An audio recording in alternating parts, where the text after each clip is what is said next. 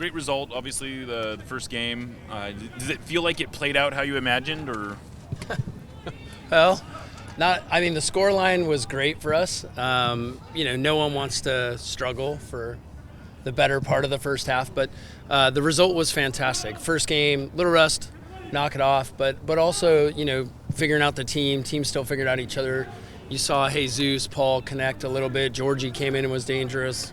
The substitutes made us better at a moment we needed to improve, and so that type of rhythm hopefully is what we see a little bit more of as we get going.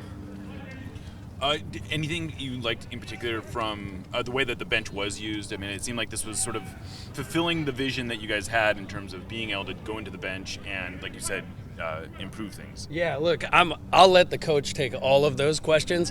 As I always say, my job's to build the roster, his job's to use the roster. I think this roster does afford the coaching staff probably a bit more vision, a bit more availability, and a bit more usage in terms of how to use minutes. And we could start the season here with 10 games in 40 days. That's a ton of wear and tear on our guys. So I was glad to see the substitutions, but in reality, if they didn't make them, we'd probably just see more rotation come tomorrow. So, looking at the roster now, you obviously made this Josh Atencio trade.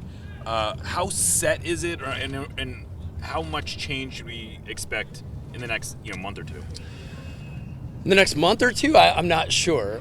We've put ourselves in a great position in terms of we've got a strong roster. I think we're going to be competitive in every match right now. I think we have the ability to add to this roster now. So in that sense, there will be additions. I don't know when those additions will be, but we have the ability to add. Our intention is to add.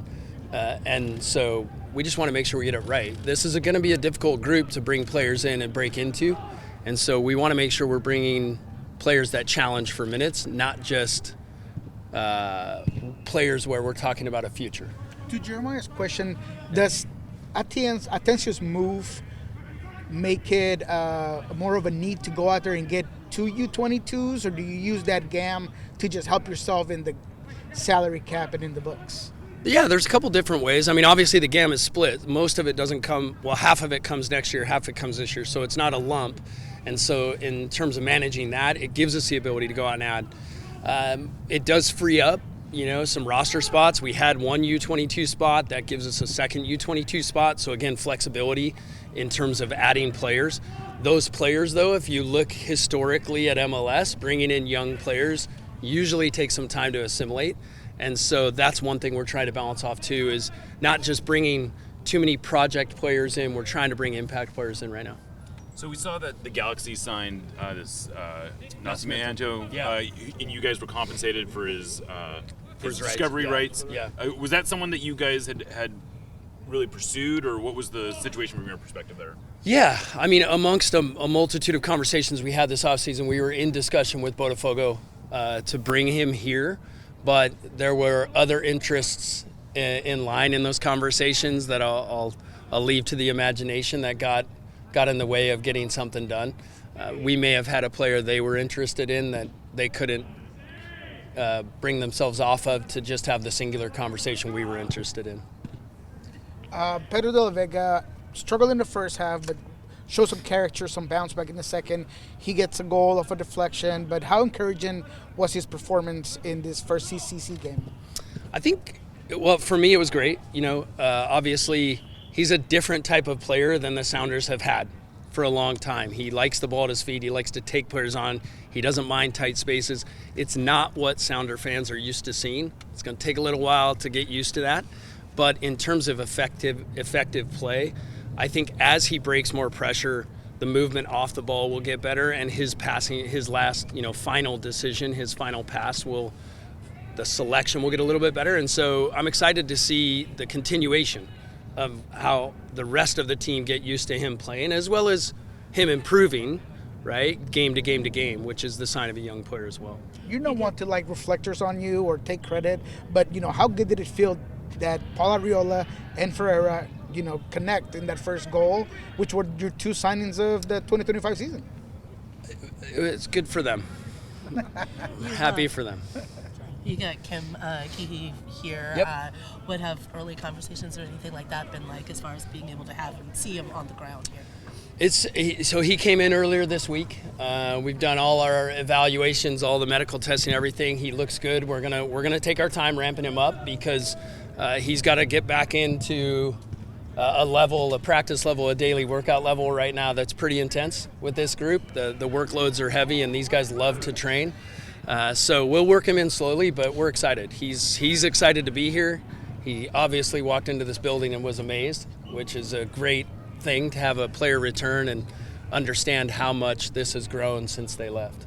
And he's in that category of wanting to add impact players. Is that kind of that when you talk about Kim, he adds a lot for us in terms of depth and position, but also leadership. I mean, Paul Arriola was a captain of a team.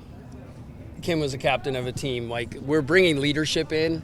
We're also bringing effective players in, and so bringing Kim in, obviously with the structure we have, with the depth we have in that position, I wouldn't expect him to start every match, especially considering physically where he's at right now. But contributions are what we expect from him on a daily basis. What can you kind of say as far as Obed and all of the talk around him as far as, I know future, but what can you kind of say as far as his future here, since he seems such like an important piece? I think one of the best parts of the game of football is it's worldwide, and so rumors come from everywhere.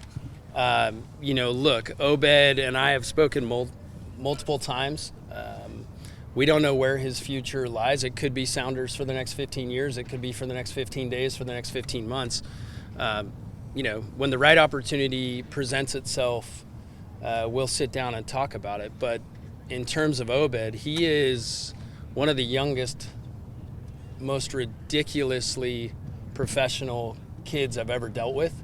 I mean, he shows up to do his job for the Sounders, and that's what he does, and that's what he's focused on. And he's got a great head on his shoulders in terms of not only the way he approaches games, approaches this daily as a job, but in terms of the way he approaches a career. He's not worried about all the noise. He knows as well as we do that, if the right thing comes up, the right thing comes up. But until then, we all stay focused on what we're accomplishing here.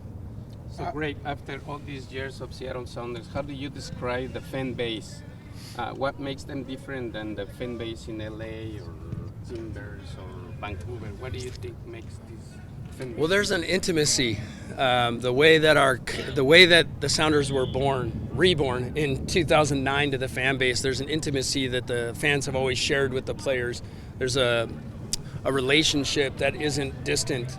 They see our players in the community. They know our players. It's not just imaginary on Saturday night. They see them for 2 hours and then everyone disappears. So I think the core of what we do is about the relationship. Brian talks about it all the time, about how we're part of our community. I think that is what drives a Saturday. That's what drives a game experience at a Sounders game, is that when our players walk onto the field, it's not random people cheering for random players. It's actually a show of camaraderie between the two, and you almost have to come experience it to understand that. But it's a tangible moment in our stadium that starts every game. Correct. Per sources, there was an attempt for Nicolas Dorero to come back to the Sounders. It's know that he reached out to the club, and you guys passed on him, and now he's in Houston. What do you got to say about the situation?